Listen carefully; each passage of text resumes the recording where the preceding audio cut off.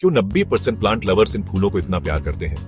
क्योंकि ये उगाने में बड़े आसान होते हैं। चलो शुरू करते हैं। सबसे पहले अफ्रीकन वायलेट्स। ये नन्ही मुन्नी ब्यूटीज साल भर खिलती रहती है।